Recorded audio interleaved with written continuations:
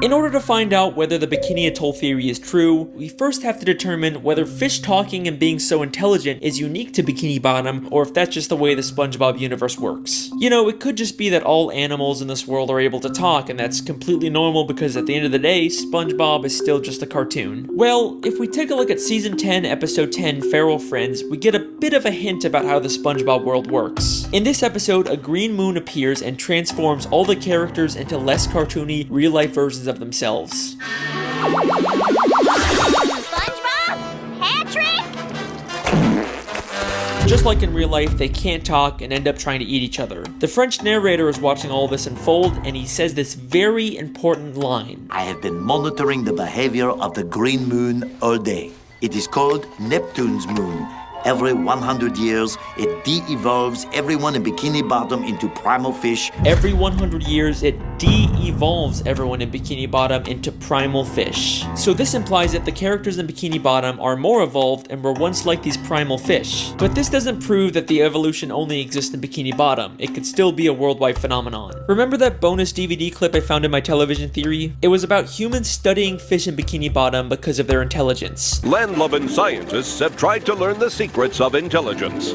Their studies led them to the sea, where the citizens of one undersea colony demonstrated a genius so enormous, the scientists felt compelled to record their actions for use in teaching mankind how to live better. This makes it sound an awful lot like the fish in Bikini Bottom actually are uniquely evolved and it's not some worldwide phase. Then, in the SpongeBob 20-year anniversary special, SpongeBob's Big Birthday Blowout, we get a major piece of evidence for this theory. SpongeBob and Patrick take a tour of the surface world and eventually go to a fish store and see some very realistic, less evolved fish. What kind of monsters would want to keep fish folk in jail like this?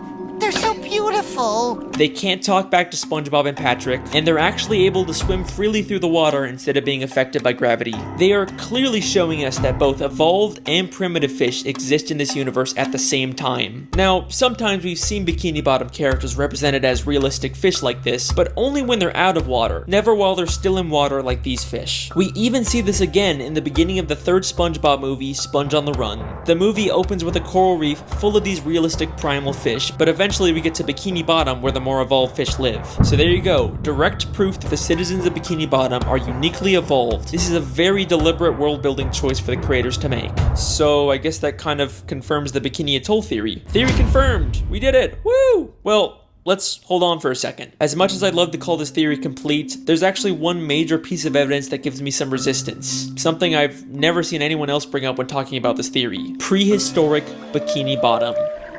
We've seen episodes like UGG or SB129 that show Bikini Bottom millions of years in the past, but we still see evolved versions of SpongeBob and Patrick. Sure, they may not be super intelligent or advanced, but they're still clearly way more evolved than the primitive, realistic versions we see in Feral Friends or in the fish store. So, how are we seeing these evolutions millions of years before the Bikini Atoll tests? Well, unfortunately, I think the only conclusion is that the Bikini Atoll theory just isn't true. I mean, clearly something has caused Bikini Bottom citizens to be uniquely evolved, there's no denying that. But whatever caused it took place millions of years ago and couldn't have been the Bikini Atoll nuclear tests. Then, what really caused the evolution? In the entire show, the only thing we've seen that directly affects the evolution of characters is the Green Moon and Feral Friends. Except the French narrator specifically calls it Neptune's moon. It is called Neptune's moon. Named after the ruler of the seven seas, King Neptune. King Neptune is a character who's been around since the beginning of the sea. He's a character who the Bikini Bottom citizens view as their god. And he's a character who has the ability to change fish into other forms. What the? Oops.